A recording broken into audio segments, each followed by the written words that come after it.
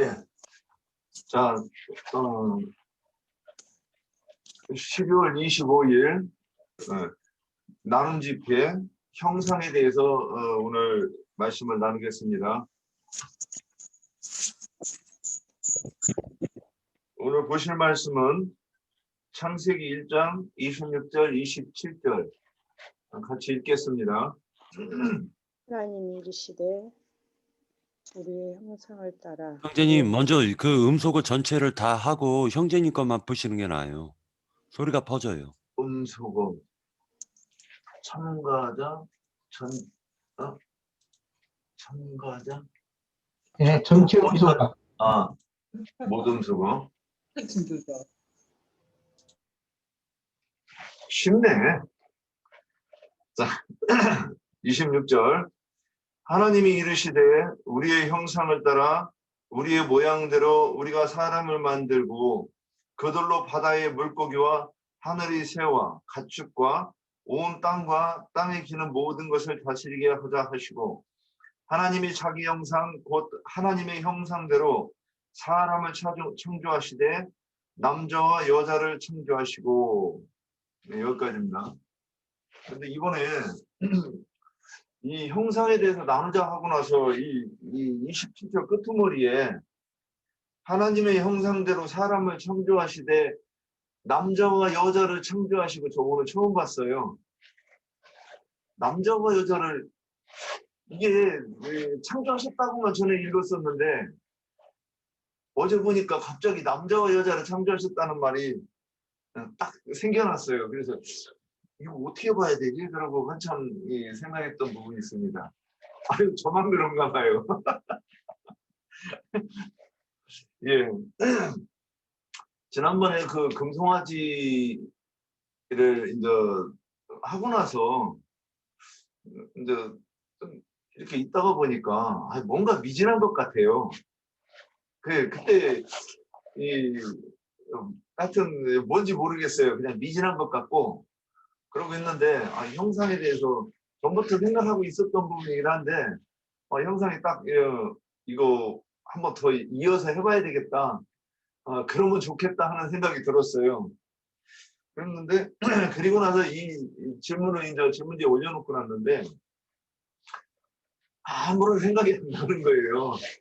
왼수만이 오늘까지 하여튼 저는 왔습니다. 그래서 이거 어떻게 진행해야지? 그러면서 이제 지금 이렇게 시작을 했습니다. 그래서 형제 자매님들께서 오늘은 제가 할 말이 없기 때문에 형제님들께서 적극적으로 말씀을 해주셔야 될 것 같아요.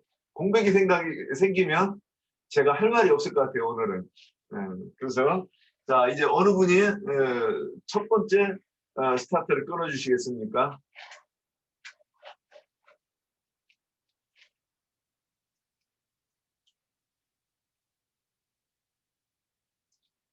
네, 박경재님.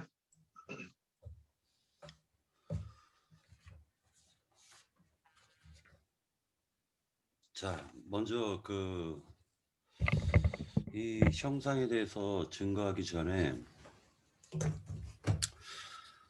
사회를 맡으신 윤영재님께서는 윤영재님 속에다가 형상을 만들지는 않으셨나요?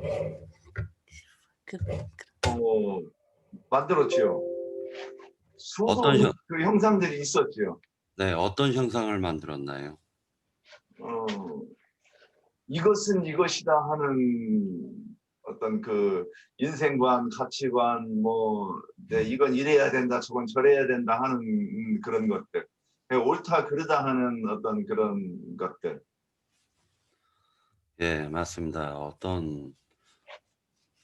예를 들어 가지고 조각해 가지고 만드는 그런 형상을 갖다가 성경에서는 다루고, 비록 그런 부분도 다루고 있겠죠. 그러나 그것은 굉장히 수준 낮은 형상을 만드는 것이고, 실제로 모든 사람들마다 그 신에 대한 형상을 갖다가 만들어 놓고 있다라는 것입니다.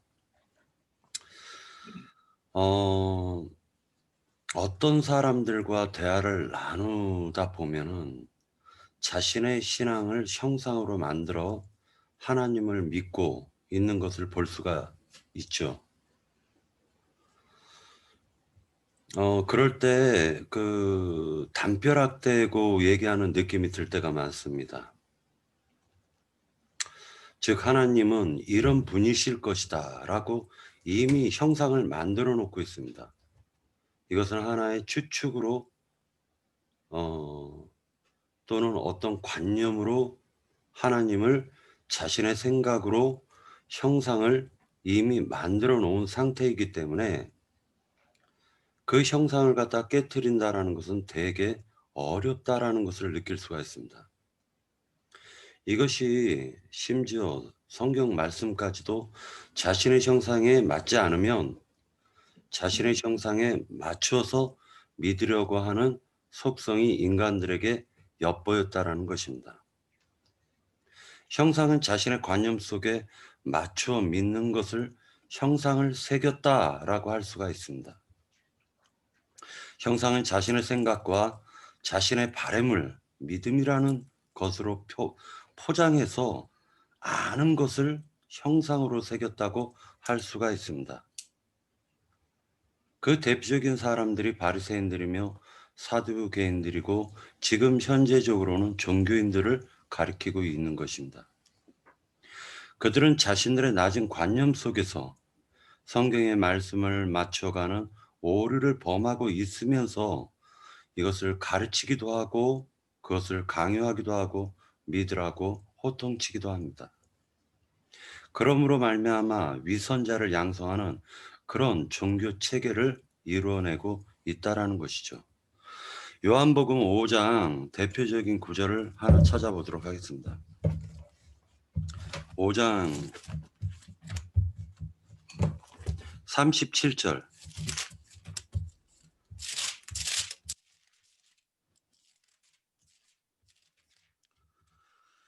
(37절죠) 또한 나를 보내신 아버지께서 친히 나를 위하여 증언하셨느니라. 너희는 아무 때에도 그 음성을 듣지 못하였고 그 형상을 보지 못하였으며 그 말씀이 너희 속에 거하지 아니하니 이는 그가 보내신 이를 믿지 아니함이라. 너희가 성경에서 영생을 얻는 줄 생각하고 성경을 연구하거니와 이 성경이 곧 내게 대하여 증언하는 것이니라. 그러나 너희가 영생을 얻기 위하여 내게 오기를 원하지 아니하는도다. 나는 사람에게서 영광을 취하지 아니하노라. 이렇게 얘기하고 있습니다. 실제로 이 사람들은 하나님이 직접 죄 있는 육신의 모양으로 오셔가지고 하나님 자신을 보여줬음에도 불구하고 자신들의 관념과 자신들의 생각으로 보았을 때 너무나 말하자면 보잘것없는 그 하나님을 받아들이지 못하고 배척하고 죽이려고 했다라는 것을 볼 수가 있습니다.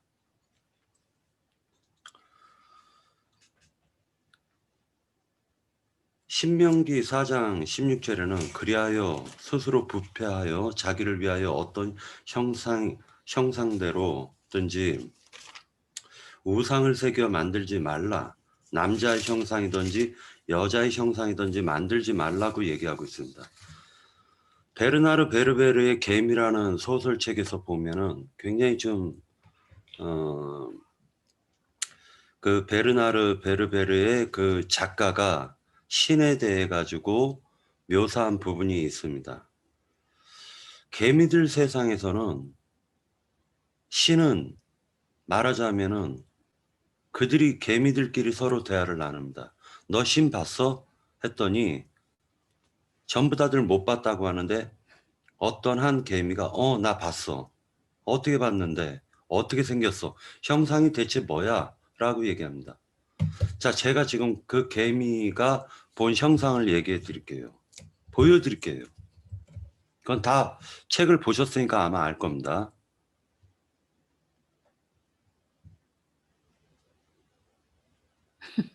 개미가 본 형상은 손가락이었어요.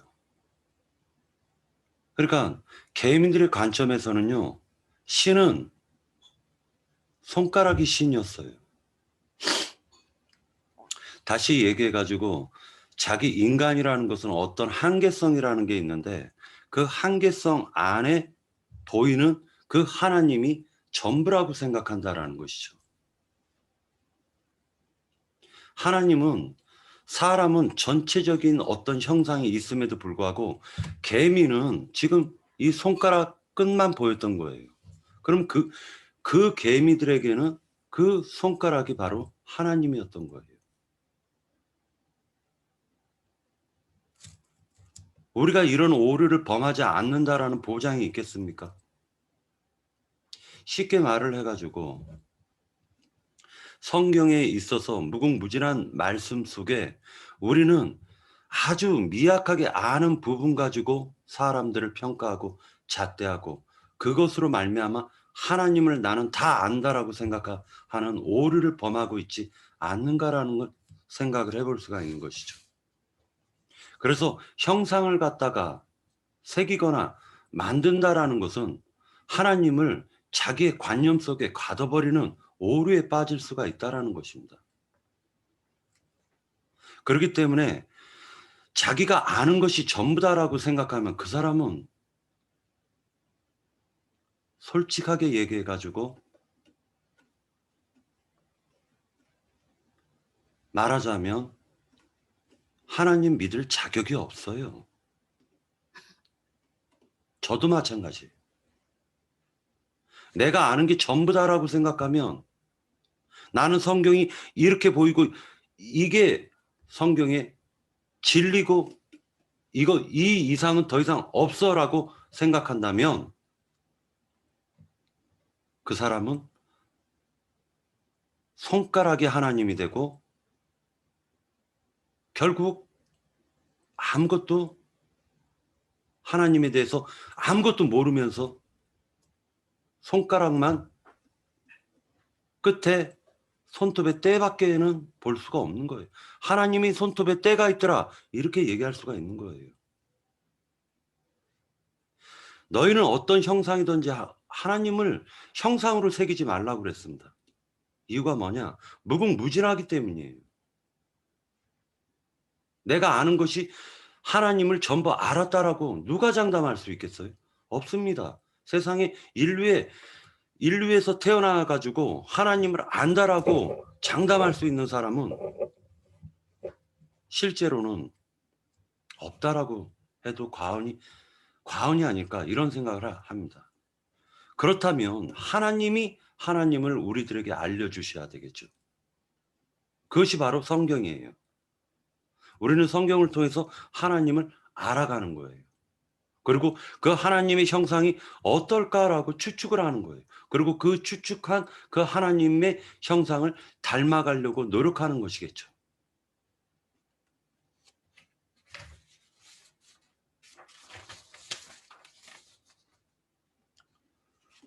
고린도전서 15장 49절에는 이런 말씀이 있습니다. 우리가 흙에 속한 자의 형상을 입은 것 같이 또한 하늘에 속한 이의 형상을 입으리라.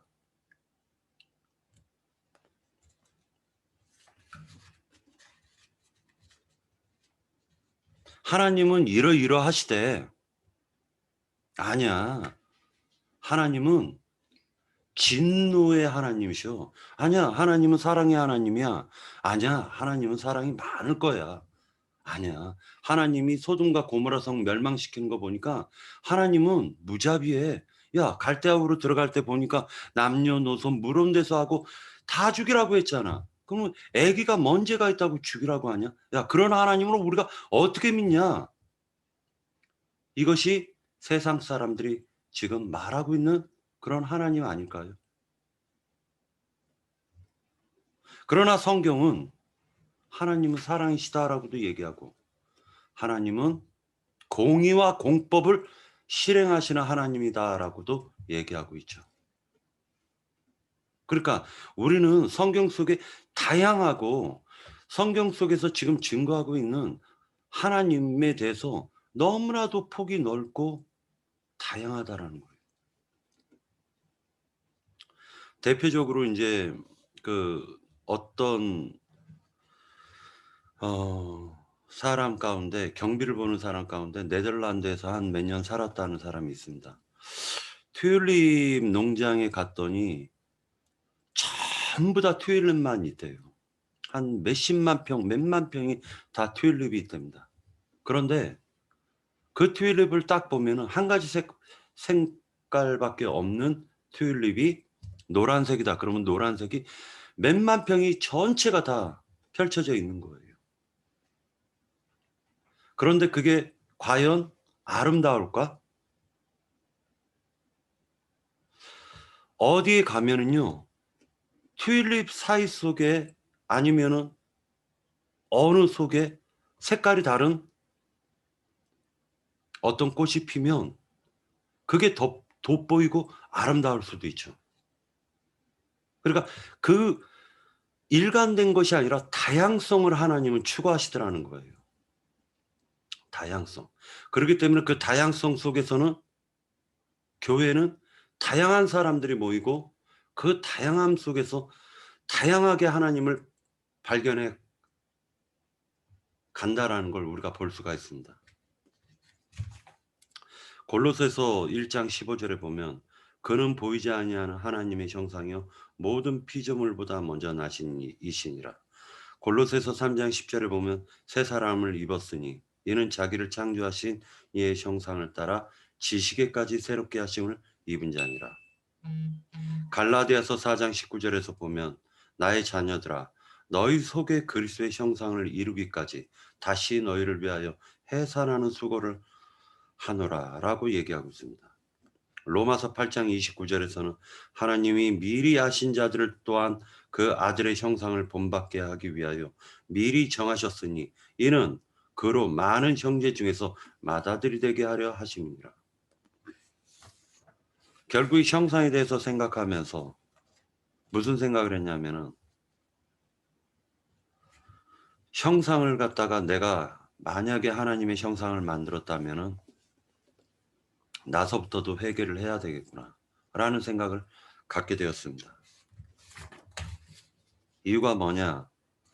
그 이유는 하나님은 만유시요 만유 안에 계신 분이시고 만유는 인간이 보고 있는 이 만유는 기껏 해봤자 0.00001%도 안 될 것이에요.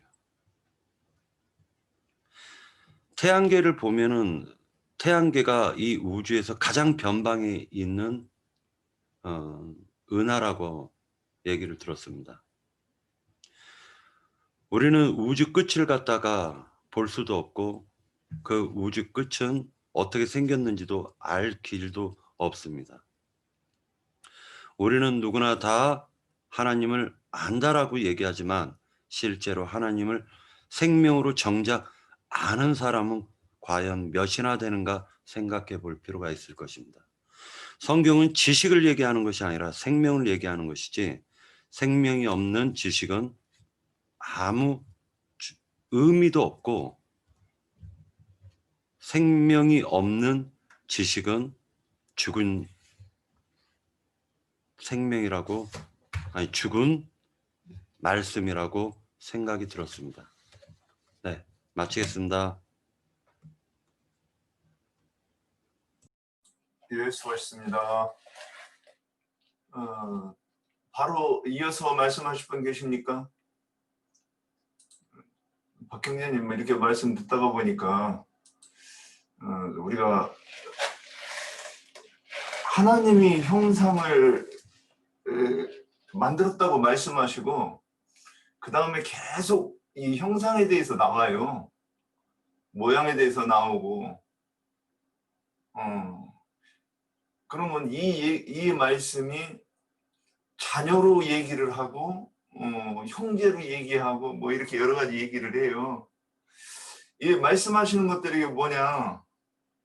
저는 이제 이 하나님을 알 수 없다 이렇게 이렇게 말하면 하나님이 말씀하시는 형상이 뭔가 지금 우리가 알고자 하는 거고 그거를 좀 이해를 못하면 그 다음에 모든 이제 비슷한 말로 모양도 있는데 모양에 대해서 얘기할 때 이 부분을 좀 이렇게 그 교훈을 통해서 들릴 때 흡수하기가 쉽지 않지 않을까. 그래서 오늘 말씀을 나누자고 한 겁니다. 그래서 이 부분을 자꾸 이렇게 나눠가지고 그 부분이 이렇게 귀가 열려 있으면 형상 얘기할 때 딱 그 부분을 잡을 수 있는 그런 저희가 된다고 생각합니다. 자, 말씀해 주실 분 없습니까? 그러면 출애굽기에서 이렇게 보면 신명기 4장 12절에서 보면 여호와께서 불길 중에서 너희에게 말씀하시되 음성뿐이므로 너희가 그 말소리만 듣고 형상은 보지 못하였느니라. 그래요. 여기서도 이 말씀을 이렇게 보면 음성을 들었어야 되는 거를 전제로 얘기하는 거라고 저는 보여요. 요한일서 1장 1절에서도 1절 2절에서도 우리가 듣고 보고 이렇게 얘기를 해요. 이제 나간단 말이에요. 그럼 우리가 하나님을 볼 수 있고 또 만질 수 있고 이것이 또 형상과 관계되는 말이라고 저는 이렇게 보고 있습니다. 또 말씀해 주실 분 없습니까? 기령재님, 예, 말씀해 주세요. 음소거 푸시고요. 됐나요? 됐나요? 잘 들립니다. 예. 그 형상 이렇게 얘기하시니까 저도 짧게 저는 저도 기독교에 있을 때 아까 얘기하신 창세기 1장의 형상 모양 남자의 모양과 남자와 여자를 창조했느니라 해가지고 그것을 물질적인 이 사람 창조로만 생각을 했었어요, 사실은. 근데 이제 사실 라인제님 만나고서 이게 그게 아니구나 그런 걸 깨닫고 이거는 정말 이거 계시가 있어야 이런 말들을 이해할 수 있겠구나. 뭐 지금 기독교에서는 사실은 이 창세기 1장 남자와 여자를 창조했다는 게 물질적인 남자 여자로 창조한 사람의 그냥 인간적인 이런 사람을 창조한 거라고 거의 다 믿는 것 같아요. 거의 내가 만난 분들 중에는 거의 뭐 그래서 물론 뭐 이제 아닌 분들도 더러 계실 거라고도 생각을 하는데 그래서 이게 나인님 통해서 실제 하나님과 하나님의 배필되는 여자로 예표된 우리 믿는 자들을 창조하는 그 개념이라는 것을 이제 저도 이해를 하고 참 아멘으로 받았던 기억이 있고요. 그렇다고 하면은 이제 거기에서 보면은 뭐 우리들 모양 뭐 이제 우리들이라는 것도 아니라는 게 이제 뭐 우리 지체들은 다 아시니까 그래서 그것은 창세기 1장은 뭐 영적 창조라는 개념으로 우리가 이해를 하면 충분히 그게 이해가 될 거라고 믿고 사실 이제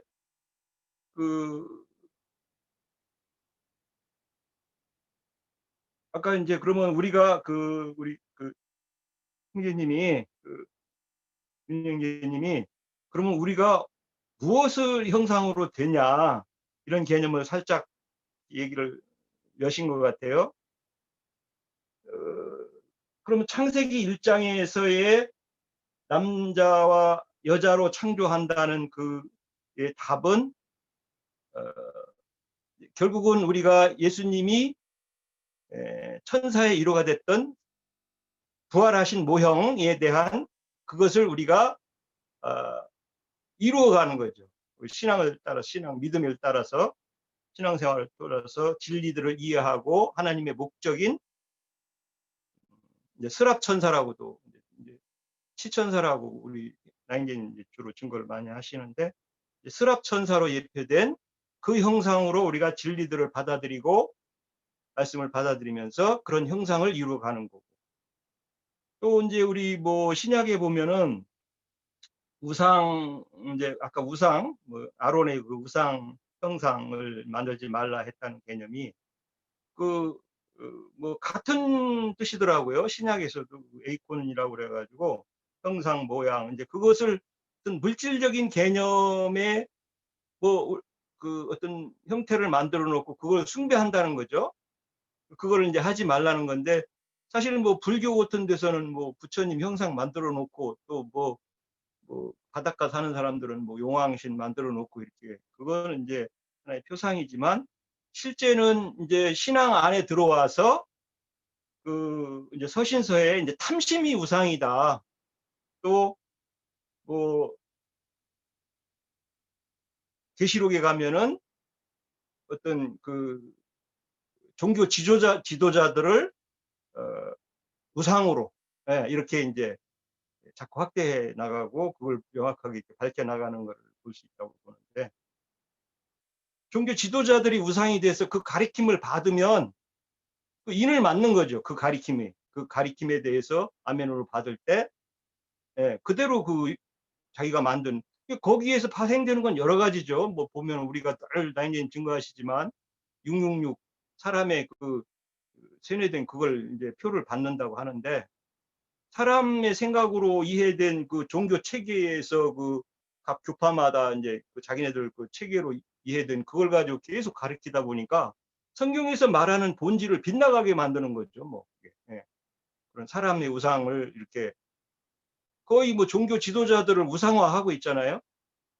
뭐 우리 기독교의 형태가 변질돼 버린 거죠. 부르실 때는 사실은 예수님의 모양과 예수님이 부활한 그 형상을 따라서 진리를 받아들여서 잘 그것을 추구해서 예루살렘 성에 들어가는 첫째 부활에 들어가는 뛰어난 천사가 되는 그런 형상을 우리가 진리를 받아들여서 이루어 가야 되는데 창세기 1장에 말한 영적 창조가 새 창조가 되고 아담의 정신에서 둘째 아담이신 예수 그리스도의 정신 세계로 바뀌는 형상이 이루어져야 되는데 마귀가 교회까지 들어와 가지고 사람들을 타락시키면서 본질을 자꾸 빗나가게 하다 보니까 뭐 휴거 뭐 죽지도 않고 뭐 어떻게 휴거된다 이런 개념으로 이제 이렇게 자꾸 변질이 되는 그런 형태를 볼 수 있다고 보죠.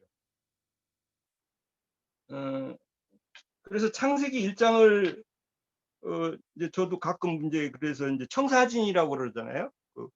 뭐 영어도 잘 못하지만 뭐 저는 프로젝트 뭐 어쨌든 1장의 그 영적 창조에 대한 이상이라고 이제 이렇게 얘기를 하는데 그런 것을 창세기가 잘 이해되면 이제 진리 안에서 이렇게 이루어가는 아담은 어떤 진리 안에서 주님의 그 신앙하는 시작의 그 사람으로서의 그 설명을 잘 이해한다고 보면 창세기 1장은 어떤 주님을 신앙하면서 교회를 여자라고 하고 이제 남자를 예수님이 첫 남자로서 말씀의 시로 이렇게 주면서 그 형상을 이루어가는 그런 형태로 이해하고 있는데 어쨌든 뭐 다른 형제님들도 형제자매님도 증거를 통해서 또 밝혀주시길 바랍니다. 네, 마치겠습니다. 예, 고맙습니다. 다음에는 좀 더 정리를 잘해가지고 오시기를 부탁드립니다. 잘한 거예요, 열심히. 제가 더듬는 거는 용납이 되는데 남이 더듬는 거 용납이 안 돼요, 제가. 참. 뭐 하여튼 뭐 분량이 그러니 뭐 어쩔 수 없죠. 이해하세요. 예. 자, 그 다음에 우리가 이제 형상 이걸 저는 이제 이렇게 말씀을 깊이 보면서 그래도 많이 묵상해본 부분 같아요. 그런데 그게 이제 뭐 많이 열리진 않았지만 근데 이게 저도 모르게 너무 중요한 부분이고, 그리고 또 우리가 전도하고 하려고 그러면 이 부분에 대해서 너무 많이 말해야 되는 거라고 생각하긴 해요. 맞는지 뭐 틀리는지 모르겠지만, 뭐 다른 부분도 다 얘기해야 되지만, 이 형상이 제가 복음을 전할 때 이렇게 이제 항상 이제 저는 마태복음 5장 산상수훈과 출애굽기 20장 그 십계명을 해가지고 이걸 먼저 설명을 해요. 참 설득하기가 뭐 좋았던 것 같아요. 그런데 거기에서 형상을 설명을 못하면 안 돼. 참 그 사람들이 고구마 먹은 것 마냥 참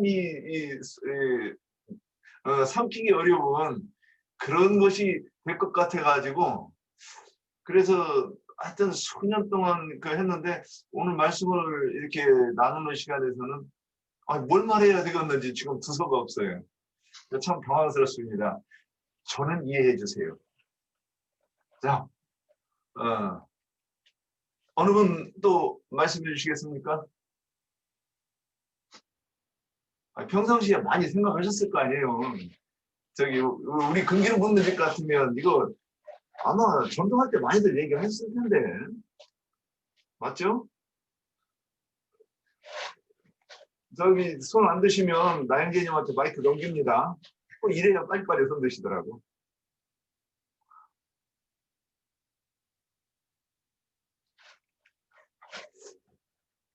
그래서 손 안 드시는구나. 그러면 도대체 그 아까 신명기 4장에서 4장 12절에서 불길 중에서 여호와의 음성만 듣고 형상은 보지 못했다. 그러면 그 형상을 보긴 봐야 되는데 그 신약을 계속 본다고 얘기를 했어요. 그러면 요한일서 1장에서도 얘기하셨고 요한복음 6장 40절에서도 아버지의 뜻은 아들을 보고 믿는 자마다 영생을 얻는 이것이니 이렇게 얘기 말씀하셔요. 이 요한복음 17장 3절에서는 유일하신 참 하나님은 예수 그리스도를 아는 것이다. 아는 것과 이 형상을 보는 것이 같은 맥락에서 이거 이해를 해야 되는 것 아닌가? 뭐 이렇게 정립이 돼야 되는 게 아닌가? 뭐 이런 부분을 이렇게 제가 보았다고 이제 올렸는데, 이 부분에 대해서 어떻게 좀 정리되신 분 없습니까? 자, 이제 정리가 좀 덜 돼가지고 더듬어도 용납합니다. 좀 더듬어도 이제 괜찮아요.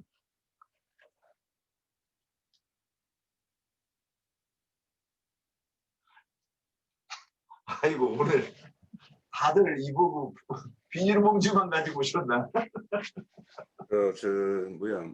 나는 우리 성경을 보면 형상과 모양을 구분할 수 있어요? 우리 성경에 기록된 걸로 보면 형상과 모양을 구분할 수 있어요? 그 창세기 1장에는 보면은 하나님의 사람을 만들 때 형상과 모양으로 지었다고 그러는데 5장에 가면 하나님이 사람을 창조하실 때 하나님의 모양대로 지으시고 이렇게 되어 있어요. 또 형상은 빠져 있어요. 그러고는 막 이어지는 게 사람의 족보들이 막 쭉 이어나와요. 그래서 우리가 이 말씀을 이렇게 나눌 때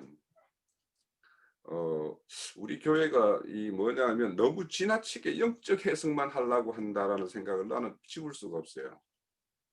이 형상은 출애굽기 20장은 분명히 뭐냐면 물에 있는 거, 바다에 있는 거, 하늘에 있는 거, 뭐냐면 하나님이 지어놓은 피조물의 어떤 모양을 이야기해요, 분명히. 예? 그러니까 내가 다 너도 지었고 그런 것들도 다 내가 지은 것이고 다 지음받은 것인데 그것을 신으로 섬기지 말으라는 거예요. 그러니까 지은자가 있다. 너는 지은자를 찾아야 된다. 이것이 우리에게 이제 주어진 숙제인데 영적 해석 좋습니다. 이게 왜냐하면 궁극적으로는 우리가 영적인 해석으로 이렇게 기결이 돼야 되는데 구약의 모양들은 다 그림 그리고 있는 거는 뭐냐면 실질적인 모양이에요. 형상이에요. 그 뭡니까 성전에 들어가기 전에 그 놋바다 대야죠. 큰 대야. 그걸 받치고 있는 것도 뭐냐면 소의 형상으로 이렇게 소의 모양을 이렇게 직접 그렇게 지어서 만들었다고 해요. 그러니까 우리는 이제 이미 믿음 가운데 들어왔고 하나님의 의중을 알고 있기 때문에 이렇게 영적인 어떤 그런 걸로 이렇게 말하는 게 좀 이렇게 비중이 좀 더 있기는 하지만 우리가 세상 사람들한테 만약에 전도를 한다라면 그 사람들은 어떤 모양들을 다 가지고 있죠. 뭔가 형상을 가지고 자기의 어떤 부족의 부족신으로 또 가정의 어떤 가족을 지켜주는 어떤 그런 우리네 조상들 뭐 멀리도 가기 전에 우리 부모님들도 뭔가 연초 되면은 어디 절간에 가가지고 부적 하나 받아와가지고 예전에 뭐 베개 밑에 여주고 뭐 여주고 했었어요. 저도 그런 걸 받은 적이 있어요. 그것이 왜 그렇게 했나요? 그게 우리를 좀 지켜줄 것이라고 생각하고 우리 부모들이 그것을 취해가지고 와서 우리에게 이렇게 줬던 거죠. 그러니까 그런 집들이 얼마나 무서운 것인가라는 것을 우리가 알고 그러니까 우리는 너무도 이제 그것에서 멀리 왔으니까 이전에 어떤 세상 사람들이 행하는 것들 이런 것들을 이야기하고 있지 않는데 그런 것들도 다 포함되는 것이죠. 이게 하나님의 형상과 모양을 이렇게 지어서 신을 섬긴다라는 것은. 그래서 사람들은요. 자기의 어떤 인식 구조 그러니까 눈으로 보는 거나 귀로 들은 거나 손으로 만진 거 이거에 한정되어서 뭔가 확증하는 것이 있어요. 사람들은.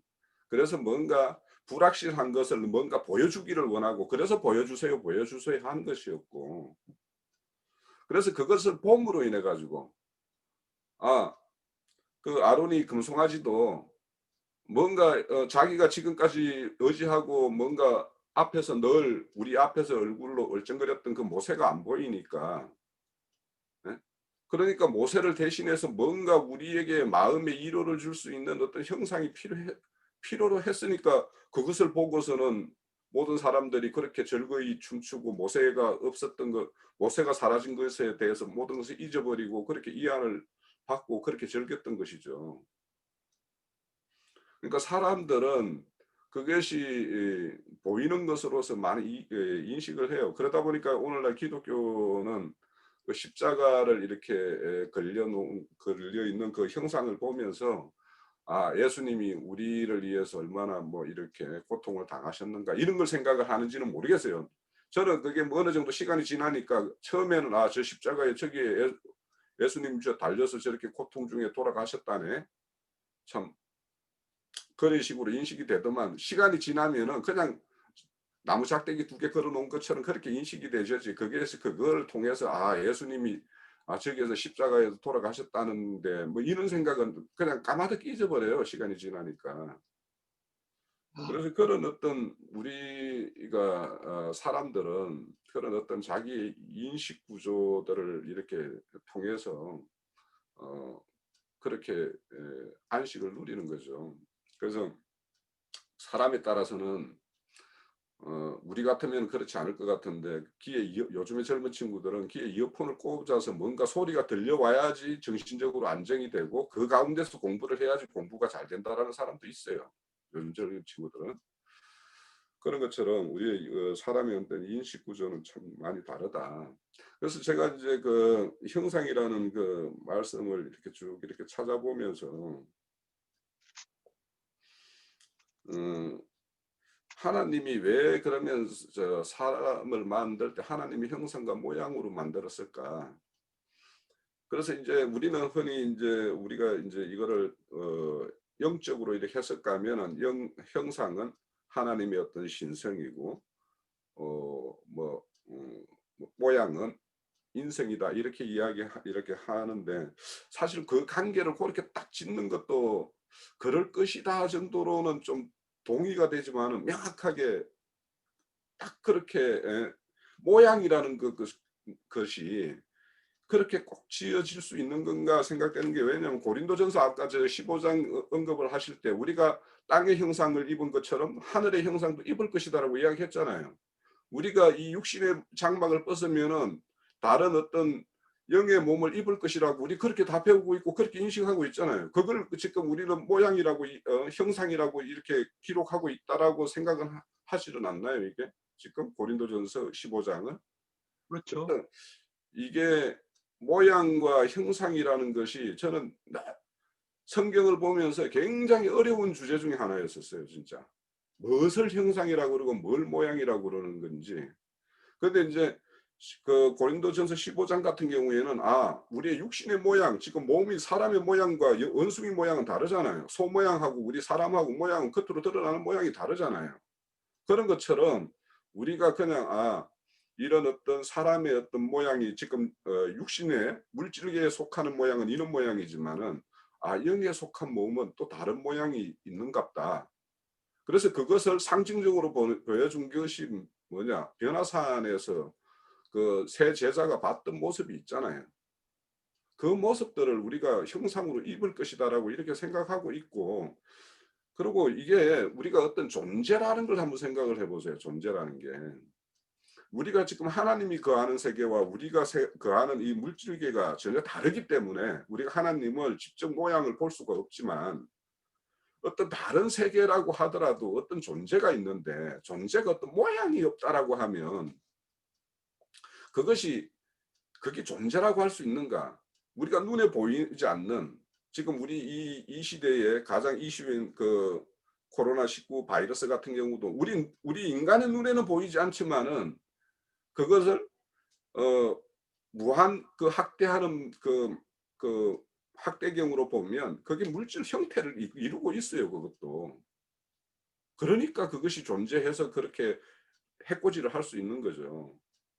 그러니까 우리의 어떤 모든 유익이라는 것이나 그러니까 유익을 끼치든 무익을 끼치든 그것이 존재적으로 우리에게 확실하게 뭔가 있다라는 것은, 그러니까 영이라고 우리가 지금 눈에 보이지 않는 영이라는 것도 실질적으로는 우리와 다른 어떤 눈을 가지고 있고, 그 세계에 우리가 이 땅의 어떤 물질의 어떤 눈을 벗어버리면 그 눈을 가지고 이렇게 가지게 되면 그것도 형상을 보일 거란 말이죠. 그래서 성경에는 너희들이 언젠가는 주님과 함께 얼굴을 마주 볼 것이다라고 이야기하잖아요. 그래서 그러니까 형상과 모양이라는 것을 지나치게 어떤 이미지 하나 시키는 것, 그러니까 뭔가 우리가 상상과 머리와 생각 속에서 이렇게 뭔가 이렇게 조각하는 거, 그런 부분이 분명히 우리가 있죠. 신앙적으로 보면 잘못된 생각과 잘못된 사상 이런 것들을 말할 때 그 어떤 그런 것을 표현하는 것도 있어요. 그래서 그런 부분만 있는 것이 아니라 실질적인 어떤 그 우리가 지금 이 사람이라고 할 때 사람 그리라고 하면 3살 먹은 아이들이 그리는 그 어떤 사람의 형태, 그런 것들도 분명히 있다. 그래서 지금 저는 형상과 모양이라는 것을 정확하게 좀 연결이 좀 힘들어요. 그래서 저는 그래서 아까 창세기 1장에서는 형상과 모양으로 지었다 그러고 5장에서는 그 하나님이 사람을 하나님의 모양대로 지었다 그래서 이 모양이라는 것이 우리의 이 껍데기 보이는 거, 눈에 보이는 거, 이거에 더 가깝지 않을까. 아니면 이 사람이라는 것을 여기에 족보를 쭉 이야기하는 걸로 봐서는 모양이라는 것이 오히려 사람의 어떤 그런 내면의 세계 흐르는 혈족, 눈에 보이지 않는 그 어떤 유전적인 어떤 그런 요소, 그러니까 집안의 어떤 그런 것들, 계대를 이어가는 것들. 그래서 제가 예전에 좀 이렇게 들었던 히브리어 헬라어 하는 사람은 우리가 인식하는 것과, 그러니까 우리가 형상이라고 하는 것, 형상과 모양이라고 하는 것과 정반대로 이야기하는 사람이 있어요. 그 사람이 상당히 그 히브리어 헬라어를 좀 이렇게 능통하게 이렇게 다루는 사람인데, 그 사람은 우리가 말하고 있는 어떤 형상은 어떤 내면적인 거고, 모양은 우리가 겉모양이라고 생각하는데, 그 사람은 오히려 거꾸로 이 5장의 모양이라는 것이 내면에 흐르는 그 어떤 가계에 흐르는 어떤 그런 내용이고 형상이 그 모양이다. 또 이걸 그렇게 보고 신약을 이렇게 보면 아까 창세기 15장, 고린도전서 15장의 내용이나 이런 걸로 보면 사람이 거꾸로 보이는 면이 이렇게 보여요. 그래서 그런 것들을 한번 생각을 해보면서 좀 나눴으면 합니다. 제가 길었는지 우리 김태순 자매가 막 눈치를 주네요. 예, 저도 잠깐 얘기 좀 하겠습니다. 예. 저는 홍영재가 뭐 뒤에 이상한 소리 했지만 저는 이 교회에서 오로지 하나님 이 교회로 저를 보냈고 저는 그렇기 때문에 여기서 아버지가 깨닫게 해주시는 그 방면으로 하나님의 관점을 붙들고 지금까지 아직 부족하지만 아버지의 관점으로 보는 눈이 열리기를 기도하면서 지금 이 자리까지 와 있어서 형상과 모양 단어가 좀 생각나네요. 형상을 째렘이라고 하는 게 맞나요? 나인쌤한테 들을 때 째렘으로 들었던 것 같아요. 모양은 우리가 아는 뭐 이미지 뭐 그런 걸로 표현해야 될지 모르겠지만 그래서 저는 이 형상은 우리가 배운 대로 한다면 속사람에 해당되는 부분이 되고 이 모양이라는 건 겉사람에 해당되기 때문에 그래서 1장에서는 이 부분을 얘기했지만 창세기 5장에 가서 땅과 하늘로 할 때는 사람을 지은 내력이 나올 때는 겉사람에 대한 모양을 강조하고 있는 부분이 되지 않았나 성경 말씀으로 비춰보면 저는 그렇게 받아들였습니다. 그리고 아까 박형제님이 얘기하셨던 다양성은 우리 육신 속에는 각자 얼굴도 다르고 성격도 다르고 키도 다르고 모든 모양들이 다 달라요. 다양성이죠. 제가 성경을 읽으면서 제가 뭐 맞는지는 모르지만 제가 성경을 읽으면서는 육적으로 해당되는 부분을 보면은 정신을 못 차리겠더라고요. 누가 누구를 낳고 이름도 어려워서 외우지도 못하고 아이고 이렇게 복잡해? 머리 아파? 이게 나올 때는 다양성이더라고요. 외울 수도 없고 우리 인간의 머리로는. 그러나 영으로 들어가서 깨달을 때는 두 계보밖에 보이지 않더라고요.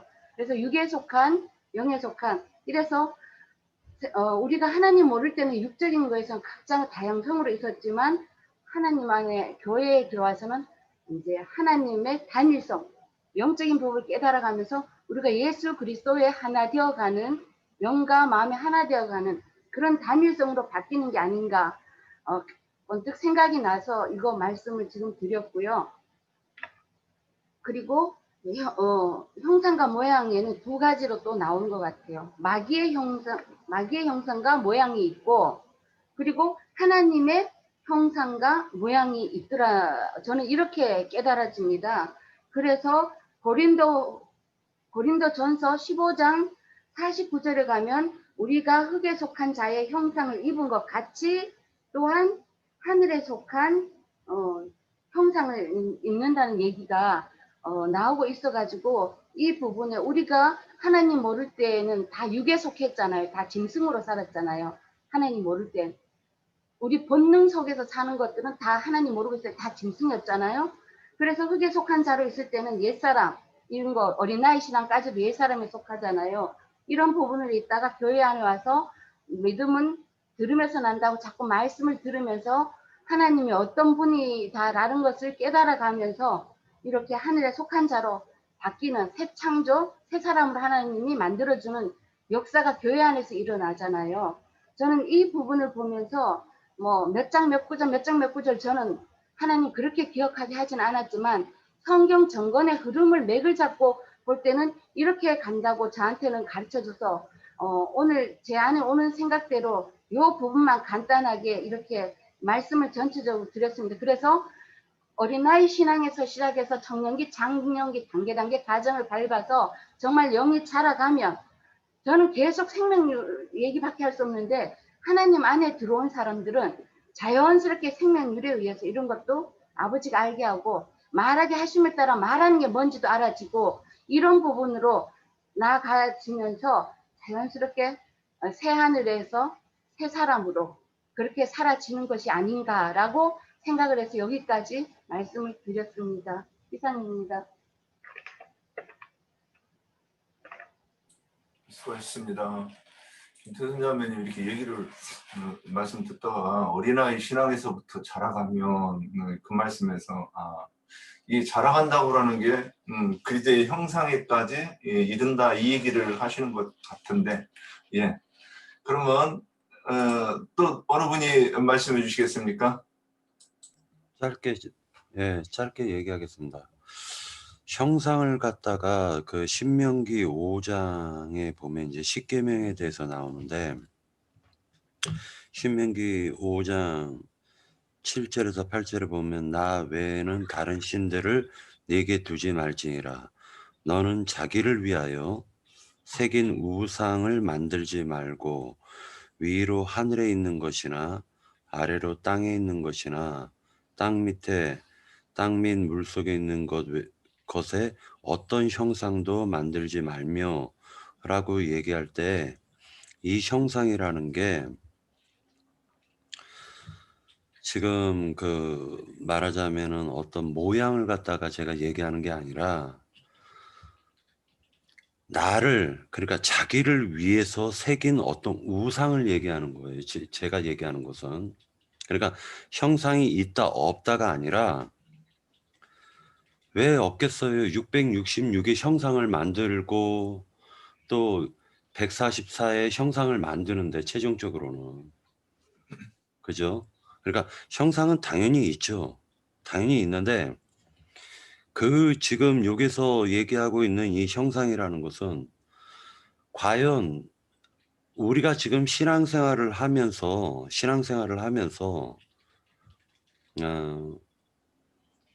나를 위하여 하나님을 내 임의대로 하나님은 이러실 거야 라고 그렇게 정의를 내리고 믿지 않느냐 이걸 저는 얘기하는 거예요. 여기까지입니다. 예. 제가 잠깐 이제 당황했던 것을 예. 말씀하세요. 이게 맞는지는 모르겠어요. 제가 좀 느낌이 와서 그런데요. 저기 요한복음 14장에 7절에서 7절, 8절, 9절 같이 읽어보면 될 것 같아요. 너희가 나를 알았다면 내 아버지도 알았으리로다. 이제부터는 너희가 그를 알았고 또 보았느니라. 빌립이 이르되 주여 아버지를 우리에게 보여주옵소서. 그리하면 하겠나이다. 예수께서 이르시되 빌립아 내가 이렇게 오래 너희와 함께 있으되 네가 나를 알지 못하느냐. 나를 본 자는 아버지를 보았거늘 어찌하여 아버지를 보이라 하느냐. 내가 아버지 안에 거하고 아버지는 내 안에 거하시는 것을 내가 믿지 아니하느냐. 내가 너희에게 이르는 말은 스스로 하는 것이 아니라 아버지께서 내 안에 계셔서 그의 일을 하시는 것이니라. 그때 그 예수님이 하나님의 형상과 모양으로 지어진 사람이라고 봐요. 두 부류가 있죠. 사단의 인격과 사단의 모양으로 지어진 사람이 있고 또 하나님의 형상과 하나님의 모양으로 지어진 사람이 있잖아요. 여기서 지금 말씀을 봤듯이 그 예수님은 하나님의 형상과 그런 게 형상이라는 것은 성품과 인격이라고 봐요. 성품과 인격. 이게 하나님의 그 형상은 그 마음 중심에 모든 것이 하나님의 성품이 이루어진 사람이잖아요. 예수님은 그 자체가 신의 성품으로 태어난 사람이기 때문에 근데 모양이라는 것은 이런 얼굴이나 뭐 그런 모양을 말하는 것이 아니라 그 예수님이 하시는 모든 일을 나타내는 거잖아요. 제자들한테 모든 사람들한테 그걸 보고 나는 모양이라고 봤고요. 그 세상에서도 그러잖아요. 아무개 하면은 그 사람의 이름만 기억하는 것이 아니라 그 사람 속에 그 성품과 인격을 보고 있어요.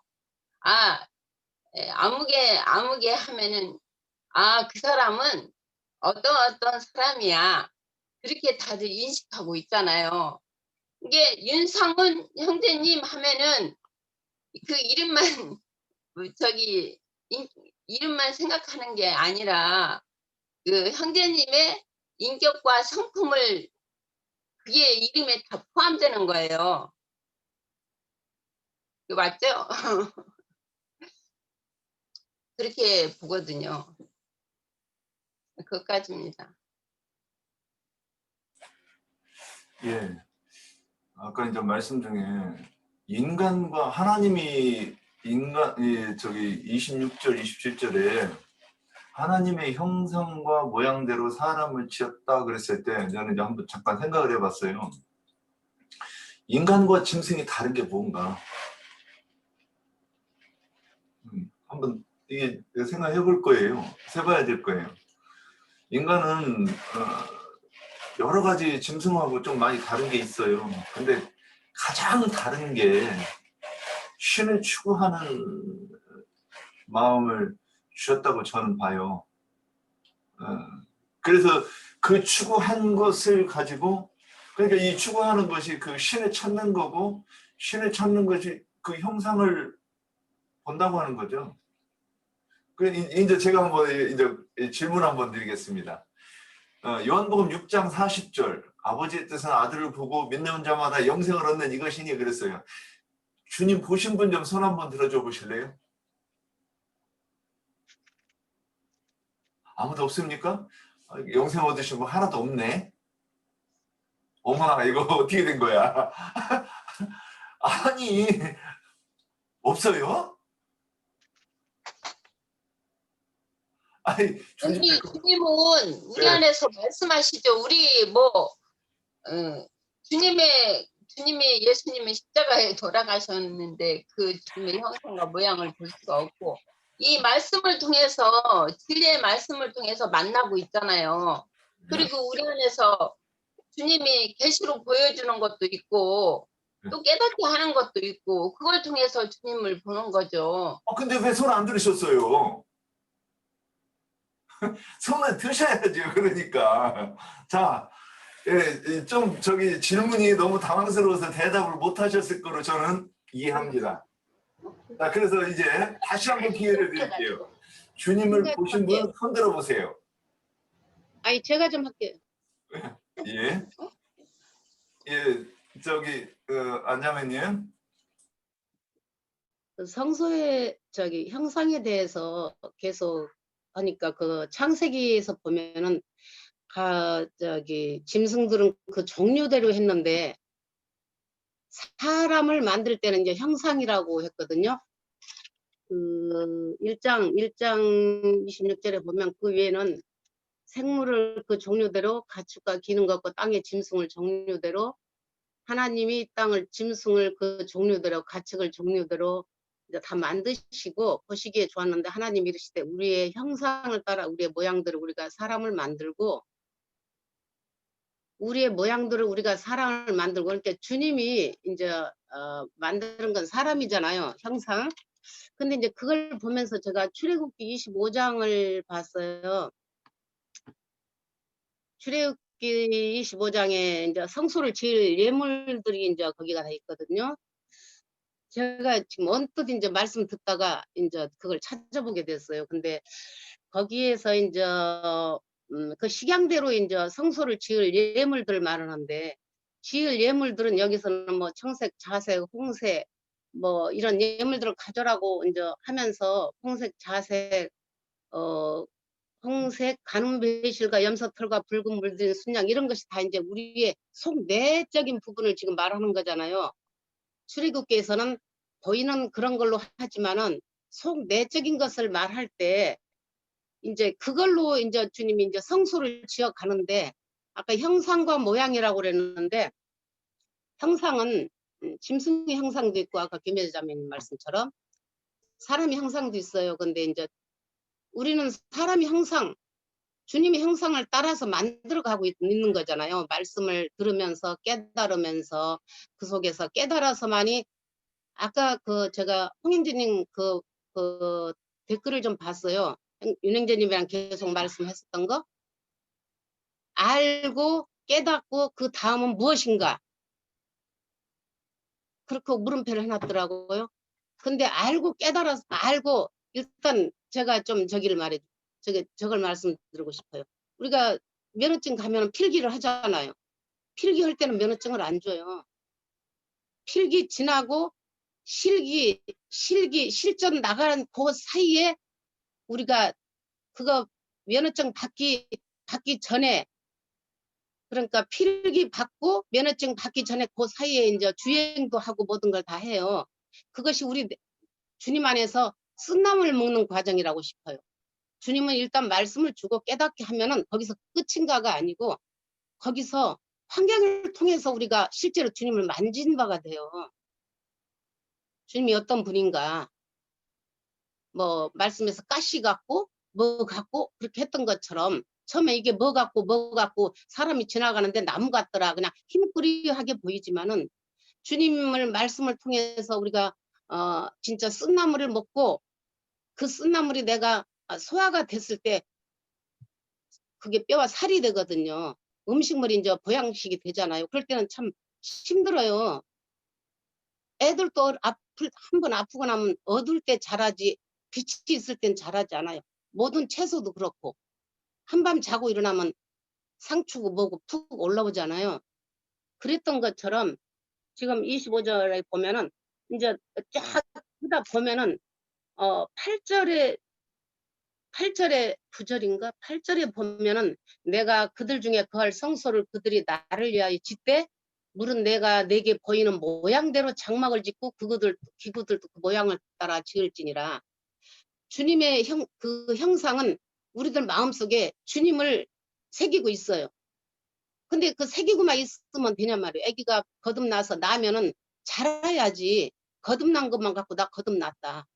그러면 생명이 자라야 되잖아요. 영의 생명이 자라면서까지 이제 모양이 바뀌는 거잖아요. 근데 겉모습이 바뀌는 게 아니고 저번에 어떤 지체가 그런 말을 하더라고. 나는 이쁜 것도 없고 말을 잘 못하고 하지만은 근데 이제 그것도 양면으로 내 속에서 만들어져 갔으면은 그 말도 아름답게 나와야 안팎으로 바꿔진다고 저는 봐져요. 속은 바꿔졌는데 겉에 여전히 우리가 옛사람 말을 하는 것은 농담이나 뭐 그런 말을 하다 보면은 그거는 온전히 바꿔진 게 아닌 게 주님 말씀 안에서 하나가 이루어지지 않았다고 봐요. 제가 깨닫고 제가 주님한테 배운 것은 일치가 돼야지 겉다르고 속다른 것은 주님이 원하지 않는다고 좀 보거든요. 그래서 모양을 따라서는 주님의 형상과 그러니까 주님의 어떤 분의 그 속에서 채워가는 것을 모양이라고 저는 생각을 해요. 그래서 이 말씀이 조금 생각이 나서 우리는 짐승의 형상을 따라서 가는 게 아니잖아요. 가끔 요즘에 무슨 가끔 이렇게 텔레비를 보면은 막 귀신들이 막 나와가지고 하는데 그 얼굴은 사람이에요. 그 얼굴은 그대로 사람인데 속에서 그 귀신이 그 사람을 잡고 행동을 하잖아요. 그랬던 것처럼 사람은 똑같지만 우리가 지금 우리 얼굴이 그대로지만 주님의 형상을 닮아가는 것은 내적인 것이 형상을 닮아가면서 모양까지 같이 변해서 이 육으로 입었던 몸, 혼, 영이 있는 것처럼 육도 몸, 혼, 영이 있어요. 바깥, 마당, 성소, 지성소 겉사람에도 있지만은 속사람이 만들어져서 형상으로 모양과 만들어졌을 때는 영과 혼과 영으로 나서 혼의 생명이 자라면서 나중에 몸까지 주님의 빛으로 나타나는 것이 그건 정말 볼 수가 있어야 된다고 저는 좀 생각하거든요. 그건 말을 해서 되는 게 아니고 실제로 주님이 내 안에 사셨을 때 주님께서 어떤 부분에서 단 한마디도 우리가 헛된 말을 하면은 부끄러움이 와요. 누가 지적을 해서 그런 게 아니고, 아, 내가 이런 말 했는데, 그냥 그전에는 바깥을 봤어요, 제가. 이제 가령 예를 들어서 뭘 애가 문방구 가서, 나 이제는 그 말씀, 문방구 가서 연필을 하나 집었어요. 그러면 따라올까봐 뒤를 쳐다보잖아요. 그건 어렸을 때 생명일 것이고, 장성한 분량은 그 바깥 것은 바깥의 것이 문제가 아니고 안에서부터 구원이 이루어지기 때문에, 안에서 그 부끄러움과 내가 아직도 그 모양이냐, 아직도 너는 그렇게 모든 거에서 농담과 희롱과 그런 말 하기를 즐기길 원하냐, 하나님의 사람이면 하나님의 말을 해야 된다 하는 것처럼, 그런 것들이 그냥 우스갯소리도, 그래서 그전에는 좀 많이 했지만 우스갯소리도 그냥 넘어가질 못해요. 주님이 책망하심이 있어서. 그러면 고개를 들 수가 없어요. 그거는 해봐야 알아요. 저는 그런 걸 느끼면서, 아, 이 교회 생활하면서 말이 자꾸만 없어지는구나. 왜냐하면 또 그걸로 또 부끄럼다면서 주님한테 또 책망을 받을까 봐. 그러면서 우리가 만들어져 가잖아요, 이제. 그래서 그 만들어져 가는 것이 모양이라고 저는 봐지거든요. 그래서 그 주님의 형상과 모양을 다 만들어 가서 나중에는 이제 몸으로 이제 나타나는 거잖아요. 나비처럼. 그래서 그런 걸 저는 이제 더 깊이까지는 모르겠어요. 제가 아는 것만 여기서 이제 말씀을 드리는 건데, 그 위에서 난 형상은 위로 가고 땅 아래서 난 형상은 아래로 갈 수밖에 없어요. 짐승은. 그러나 주님의 형상을 입고 주님의 모양대로 만들어, 그 식양대로 만들어져 가는 거, 성소를 지으면서 지성소까지 들어갔을 때 주님과 나가 하나가 되잖아요. 우리가 이렇게 집안에 있을 때 보면은 윗방, 아랫방, 건너방이 있을 때는 성소가 막힌 거잖아요. 근데 좁다고 어느 날 답답해서 문을, 그 벽을 딱 뚫어버리면 안방과 윗방이 딱 트이잖아요. 그건 성소와 지성소가 하나가 됐을 때, 주님과 나하고 연합했을 때 그 모든 것이 저는 이제 그때부터 시작한다고 저는 좀 느껴지거든요. 그런 것이 저는 좀 느껴져서 다른 건 뭐 제가 더 깊이 알지는 못하고 제가 아는 만큼만 그게 아닐까 싶어서 지금 말씀드렸어요. 예, 저기 오늘은 예, 저기 옥경장님 한 분 더 하고 내가 저기 그 말씀을 조금, 왜냐하면 너무 산만한 것 같아가지고 이거 정리가 필요하다 싶어 생각이 들었어요. 예. 예, 저도 오늘 말씀을 미리 살펴보지 못해서 듣기만 하려고 했는데, 듣다 보니까 노트북으로 막 말씀을 찾아서 기록하다가 노트북이 에러가 나가지고 제가 당황해가지고 손 들었다가 다시 속 들어갔었는데요. 일단 하나님이 우리 사람을 지으실 때에 하나님의 형상과 모양대로 이렇게 지으셨다고 하셨는데, 저는 형상은 다른 말로 이름과 같다고 생각돼요. 그 이름이라는 것은 그것의 본질이죠. 그래서 하나님의 형상대로, 예수님의 형상대로 우리를 지었다는 것은, 예수님의 형상은 예수님의 그분의 본질, 그분의 사상, 그분의 생각, 그분의 양심, 감정, 그분의 세계를 얘기를 하는 거죠. 그래서 예수님이 이 땅에 탄생하시기 전에 동정녀 마리아에게 그러잖아요. 네가 아들을 낳으리니 예수라 하라. 또 임마누엘이라 하리라. 임마누엘 그리스도라 하리라. 이렇게 하시잖아요. 그 예수라든지 그 임마누엘 그리스도라든지 하는 게 그게 형상이죠. 그 이름 안에는 그 예수라는 이름 안에, 그리스도라는 이름 안에 많은 것들이 내포하고 있잖아요. 근데 모양이라는 것은 제가 생각할 때 우리가 이 생에서 지금 이 세상에서 생을 살 때 육신의 모양을 입고 사는 이 동안은 나그네의 삶이라 그랬어요. 잠시 잠깐의 우리의 모양이죠. 이 육신의 모양을 입고 사는 거는.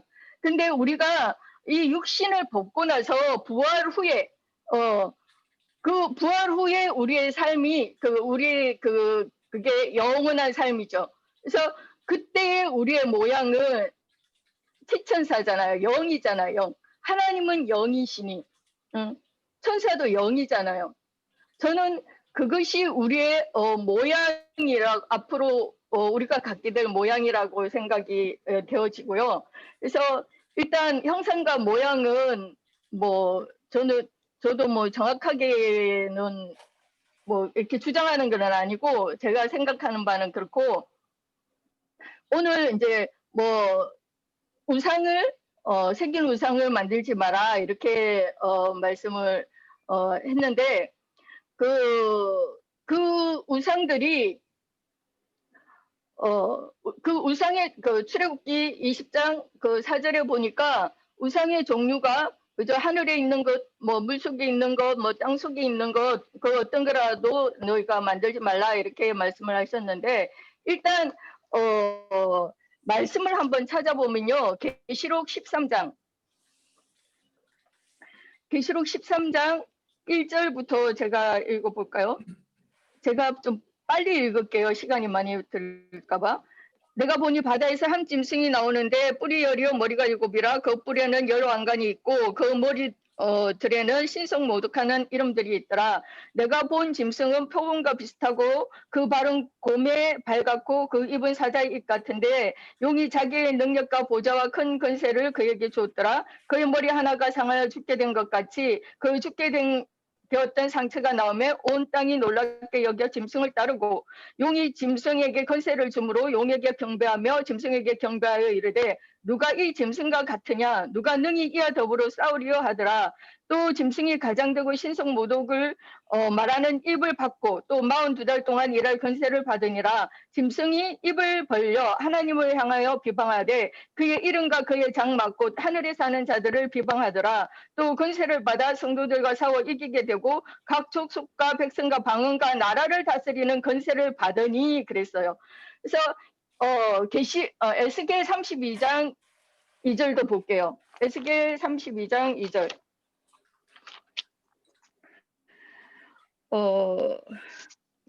인자야, 너는 애굽의 바로 왕에 대하여 슬픈 노래를 불러 그에게 이르라. 너를 여러 나라에서 사자로 생각하였더니 실상은 바다 가운데 큰 악어라. 강에서 튀어 일어나 발로 물을 휘저 그 강을 더럽혔도다. 또 요한일서 2장 18절입니다.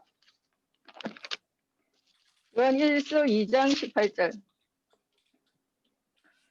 아이들아, 지금은 마지막 때라 적그리스도가 오리라 하는 말을 너희가 들은 것과 같이 지금도 많은 적그리스도가 일어났으니 그러므로 우리가 마지막 때인 줄 아노라 그랬어요. 하박국 1장 14절 15절 읽어볼게요. 하박국.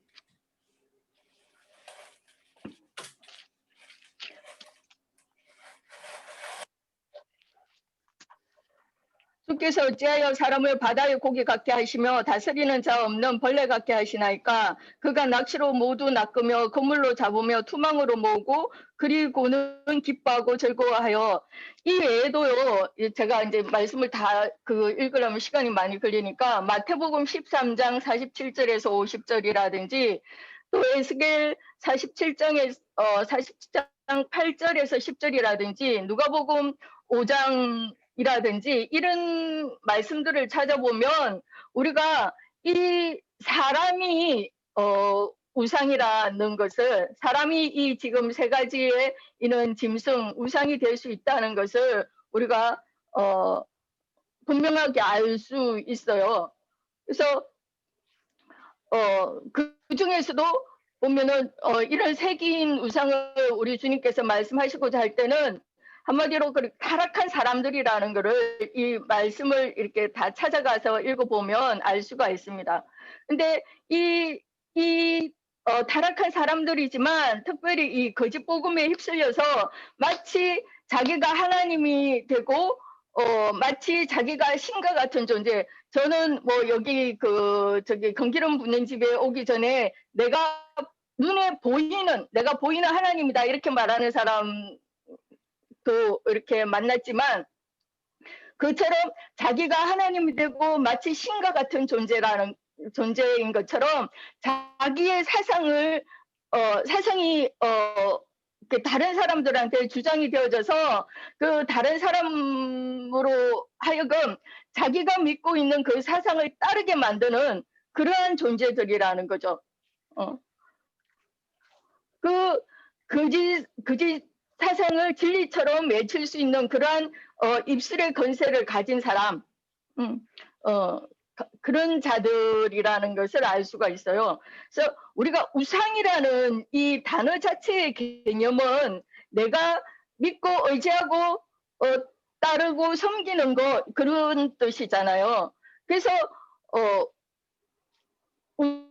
우상이라는 말 자체가, 단어 자체가 잘못된 것은 아닌데, 그러니까 우리가 우상으로 섬겨야 될 분은 오직 그리스도여야만 되잖아요. 우리가 오직 그리스도만 내가 믿고 의지하고 섬겨야 되는데,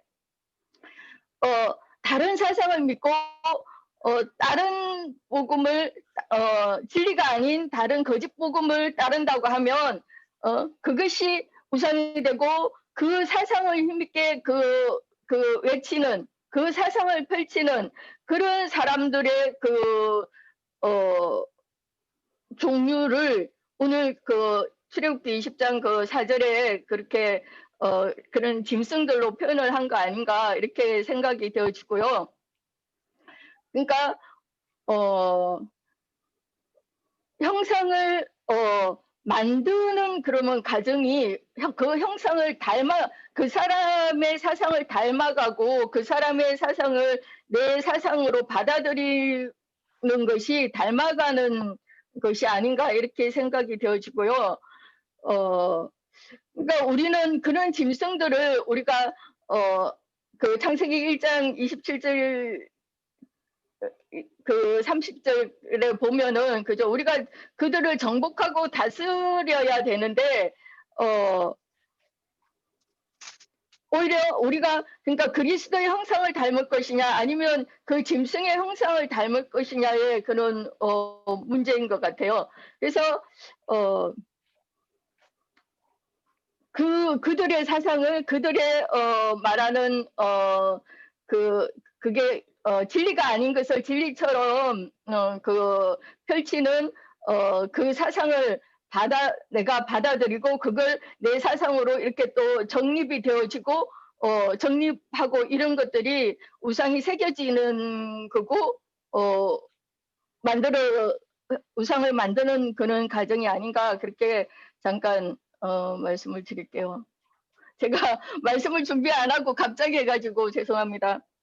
예, 회개하시고 다음부터는 준비 많이 하셔가지고 해주시고요.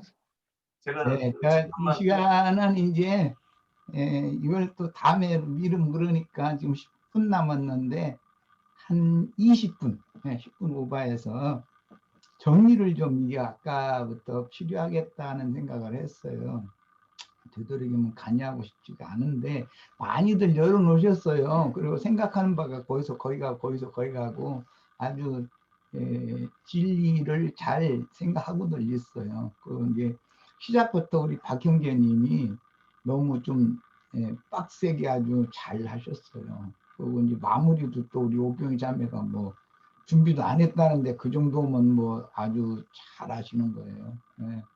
칭찬합니다. 자, 우선 아까 우리 홍영재님이 질문 제기를 했어요. 형상과 모양을 확실하게 구분할 수 있겠는가? 이 질문 제기를 했어요. 그래서 그 답을 먼저 해야 모든 것이 풀려나갈 것 같아서 우선 창세기 1장은 예수님과 신부성에 대해서 예언을 한 거예요. 그러니까 그건 이제 제껴 놔두고 2장에서부터 그 창세기 1장을 이뤄가는 과정으로 이제 넘어가는 거니까 2장에서 구속사의 첫사람인 아담과 그의 배필된 하와 얘기가 나와요. 그런데 그들이 뱀에게 미혹당해서 짐승의 형상과 짐승의 모양을 가진 맏아들 카인을 낳았어요. 그럼 이제 카인의 계보가 쭉 흘러가요. 그들은 짐승의 형상과 모양들이에요. 그거는요. 그런데 하나님이 그 짐승, 희생으로 드릴 수 있는 짐승을 잡아서 피를 흘리고 가죽을 벗겨서 아담과 하와를 위하여 옷을 지어 입혀주셨어요. 그 계보로 나가는 것은 이 창세기 5장으로 연결되는 거예요. 4장은 짐승 형상 모양의 그 카인의 계보를 기록한 건 4장이고, 5장에는 구속받기 전 사람이 아니고 구속받은 이후의 사람을 말하는 거예요. 그러니까 단어가 모양이라고 바꿔졌어요. 자, 그러면 이걸 생각해야 돼요.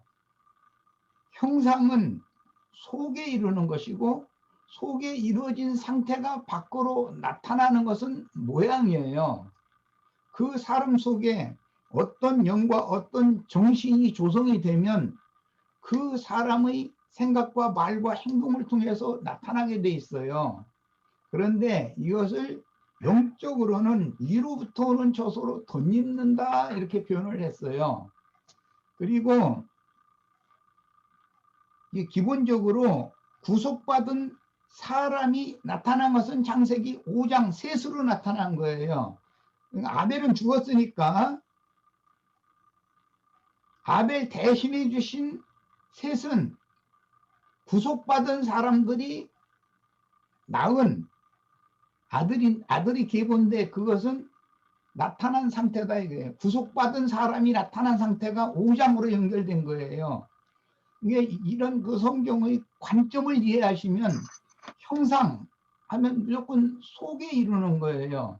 이것은 갈라디아서 1장 16절에 보면 그 예수 그리스도 그분의 그 아들의 이름을 내 속에 계시하시기를 기뻐하실 때 속에라고 돼 있고, 그 다음에 그 계시를 받은 사도가 이제 나가서 사역을 하는 건 동일한 갈라디아 4장 19절에 보면 나의 자녀들아 너의 속에 그리스도의 형상이 이루기까지 다시 너희를 위하여 해산하는 수고를 한다 이렇게 표현을 했어요. 전부 형상 얘기가 나오면 속에 이루는 거예요. 그 속에 이루어지는 만큼 위로부터 오는 처소 앞으로 나타날 모양, 이것은 결과적으로는 빛의 모양인데 빛이신 하나님, 그런데 빛이라고 하면 너무 포괄적이기 때문에 어떤 데서는 사랑의 관용, 겸손, 온유, 자비, 거룩 등등 신의 성품이 신의 형상이에요. 그 성품이 예수라는 분의 말과 인생을 통해서 나타나는 거예요. 드러나는 거예요. 그런데 그 드러난 상태는 부활의 날 다른 모양으로 제자들에게 나타나셨다 그랬는데 그 마가복음 16장에 나오는 말이에요. 그것은 빛으로 나타나신 거예요. 그 빛이라는 개념은 우주를 다스리는 권위라는 개념이기 때문에 그 히브리인들의 개념에서는 그것을 신의 지혜라고 생각해요. 신의 지식 이렇게 생각해요. 빛, 성경에 나오는 생명의 빛 하면 하나님의 지혜, 하나님의 지식이라고 생각하는 거예요. 그것이 빛이에요. 이게 생명의 빛 또는 참빛 이렇게 표현을 했어요. 나는 세상을 비추는 빛으로 왔다 이렇게 표현했어요. 그 다음에 이제 반대로 창세기 4장 계보로 흘러가는 짐승 계보가 있어요.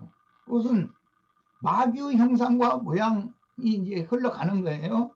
이것은 신약 성경에서 가이사에게 세를 내는 것이 가하니까 불가하니까라고 질문을 했어요. 그건 뭔가 이게 빠뜨리려고 하는 의도적인 질문이에요. 그런데 새 돈을 나한테 보여라 이렇게 말씀하신 다음에 그 새 돈에 누구의 이름과 누구의 형상이 새겨졌느냐 이렇게 질문을 했어요. 거기에 가이사의 이름과 가이사의 형상이 새겨졌습니다 라고 답변을 했어요. 그게 로마의 새 돈이었으니까. 자, 그러면 금방 알 수 있어요. 그것은 계시록 13장에 나오는 짐승의 형상이에요. 그걸 대표한 거예요. 그러면 그리스도의 형상, 그리스도의 형상과 반대되는 건 결국은 그 형상이라는 말은 우상이라는 말도 같은 거니까 짐승의 생각과 말과 행동, 이것은 빛은 빛인데 빛을 가장한, 광명의 전사를 가장한 거짓빛이란 말이에요. 참빛이 아니에요. 그래서 예수님 나는 참빛이다 라고 말을 한 거예요. 똑같이 빛으로 나타내요. 마귀의 나타남도 빛으로 나타내요. 그런데 그것은 짐승 세계에 있는 사람들, 죽은 영과 육체에 속한 사람들의 보기에는 그것이 빛이라고 보이게 만드는 거예요. 그런 기술이 있어요. 마귀는. 그러면 이제 마귀의 영원한 처소와 이제 연결하는데 이것이 불못이라는 거예요. 그러면 하나님의 형상과 모양으로 만들어진 사람들의 영원한 처소, 그 영생하는 처소인데 그거는 소위 말하는 천국이에요. 그러니까 그것을 시작과 끝을 이렇게 잘 정리하시기를 바래요. 첼렘, 그거 잘 아시는 것처럼 6854번이죠. 이것은 형상이라고 번역을 했어요. 테무트 1823번이에요. 이것은 모양이라고 번역을 했어요. 형상은 결국은 모양으로 나타나는 거예요. 그 속에 그 사람의 영과 그 사람의 그 정신은 그 사람의 생각, 말, 행동으로 나타내게 돼 있어요. 아까 우리 안자매님이 그래서 생명의 체험 쪽에서 너무 바른 말을 잘한 거예요. 교회 중에서는 좀 소위 말하는 희롱의 말, 해평대평하는 말 절대 하면 안 돼요. 하나님이 말씀하시는 것처럼 말하고 그랬어요. 이게 그래야 우리가 전도를 할 수 있어요. 그리고 우리가 이런 그릇이 준비가 되어져야 많은 사람들이 곧 몰려올 거예요, 이제. 그러면 우리 형제님들은 그릇을 준비를 하고 있어야 돼요. 기다리고 있어야 돼요. 그릇이 준비가 안 되면 거기를 담을 수가 없잖아요. 그러니까 나는 이런 것을 기대를 하기 때문에 형제님들한테 칭찬의 말보다는 되도록이면은 좀 꾸짖는 말을 많이 하는 편인데 괜히 또 오해해서 고깝게 생각하시지 마세요. 나는 형제들 격려하느라고 그러는 거예요. 자매님들 같으면 그렇게 내가 꾸짖는 말 하지를 않아요. 당연히 자매님들은 그릇이 있기 때문에 그런 식으로 내가 표현을 하고 그러면은 토라져 버리죠. 그리고 내일부터 안 나와 이제 잃어버리죠. 그 자매님들한테는 난 그렇게 안 해요. 그러니까 그런 것도 다 생각을 다 해보고, 예. 맏자식한테는 지체자손들 모든 문제를 맏자식 보고 무조건 구중하는 거예요. 그런 것도 세상의 교육 방법도 똑같아요. 하나님의 일도 똑같아요. 책임져야 되잖아요. 마지가 동생들 잘못했다고 제가 이렇게 막내한테 8mm 할 거예요? 지가 책임져야지. 부모는 마지한테 모든 것들을 책임 추궁을 하는 것이지. 그 막둥이한테 걔가 잘못했어요. 그거 다 알아요, 부모가. 그래도 막둥이한테는 구중을 않는 거예요. 그런 것도 잘 생각을 해가면서 신앙생활을 하셔야 돼요. 자, 이번에는 이제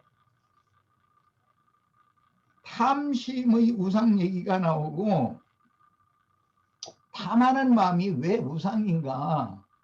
이것은 하나님이 아닌 것에 욕심을 낸다는 말이잖아요. 그게 탐심이잖아요.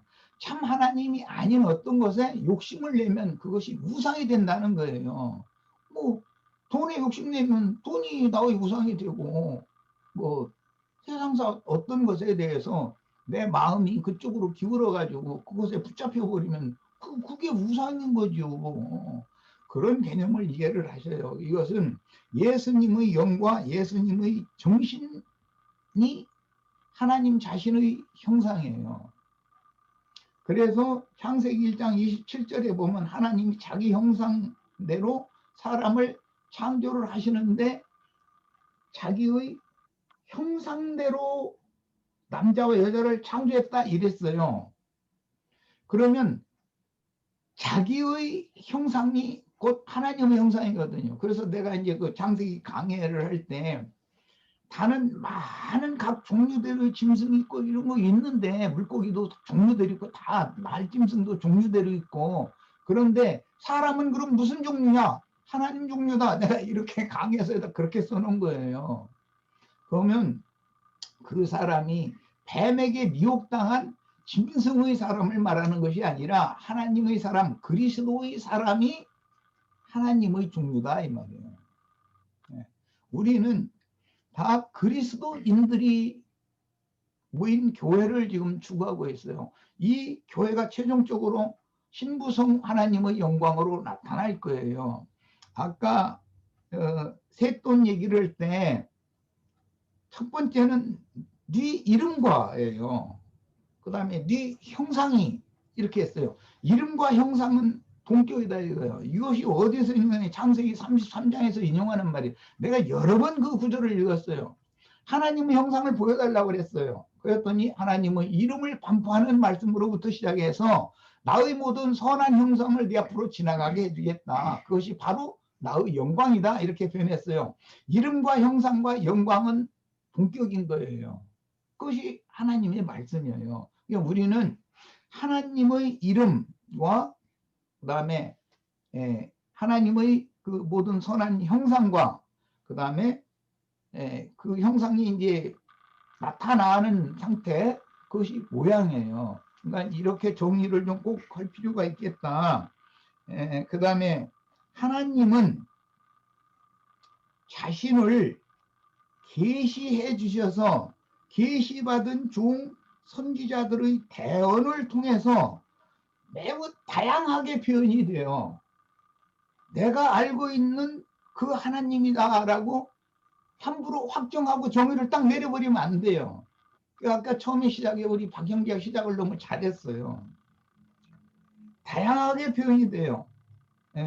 그 다음에 아까 말씀드린 것처럼 하나님의 그 거룩성, 의로우심, 사랑, 겸손, 관용, 자비, 인내, 의, 그 다음에 인애 등등 뭐 여러 가지로 표현이 되는 거예요. 그분의 형상이라는 것은. 그러니까 하나님은 사랑이야. 그것만 강조해도 안 돼요. 하나님은 빛이라는 말씀도 있어요. 하나님이 자비예요. 하나님이 긍휼이시고. 그러니까 그분은 너무 다양하기 때문에 한마디로 어떻게 정의를 내리려고 하는 생각을 버리고 성경에 어떤 그 선지자, 어떤 사도는 어떤 면에 대해서 강조를 해요. 예를 들어서 그 우리는 지금 요한 1서를 다루고 있는 중인데 요한 사도는 사랑이신 하나님을 많이 강조해요. 그리고 또 반면에 빛이신 하나님을 강조를 해요. 다른 분들은 베드로 같은 분은 자비라는 말을 강조를 많이 해요. 긍휼 이런 말을 강조를 많이 해요. 이게 계시 받은 대로 표현을 하는데 모든 대언을 하는 선지자들, 사도들의 모든 말을 다 우리가 포괄적으로 받아들이는 넓혀진 마음 자세가 필요하다. 그래야 천국이라는 것은 새 우주다 이거예요. 새 우주. 우리가 영원히 기업으로 상속받을 우주는 그리스도 형상과 모양으로 만들어진 사람들이 새 우주를 유업으로 받아야 되는데 그 중에 어떤 분깃, 어떤 면만을 자꾸 추구를 그쪽에 집착하다 보면은 다른 면이 안 보이고 나에게 수용이 안 될 수가 있어요. 그러면 사람이 넓은 땅을 차지하지 못하게 되는 거잖아요. 기왕이면 넓고 차지를 해야지. 여기까지 해서 마치겠습니다. 조금 시간을 오버해서 미안합니다. 예, 수고하셨습니다. 저기 우리 지체분들께서는 다 들으신 거라 좀 식상하지 않으실까 싶어요. 근데 저는 이게 뭐 바쁘다는 핑계로 창세기를 뭐 지금 전혀 한번 들어가 보려고 시도하다가 못 봐가지고 하여튼 이런 부분들이 근데 이게 생각은 이제 묵상은 많이 했던 부분들이라 조금 이렇게 정립하는 시간이 한번 필요하겠다. 그러면 저를 위해서 여러분도 같이 이렇게 지루한 시간을 보내셨는지는 모르겠습니다. 그래서 다음에는 이제 천국이 어떤 곳인가 궁금해요. 그리고 지옥은 이제 기독교에서 얘기하는 곳인데 천국과 지옥은 어떤 곳일까? 우리 지체분들은 이거 다 설명해 주실 수 있을 거라고 저는 믿습니다. 네. 요 부분에 대해서 이제 시간 날 때마다 설거지 하시면서 묵상하시고 나서 저를 위해서 양손에 푸짐하게 들고 오시기 바랍니다. 예, 수고하셨습니다. 네, 자 이제 오늘은 이걸로 마치고 다음 금요일 날 푸짐하게들 다 가지고 오셔서 또 신선하시기 바랍니다. 네. 저 홍영재님은 요거 저기 그 하는 거 한번 제가 요거 잠깐만 요거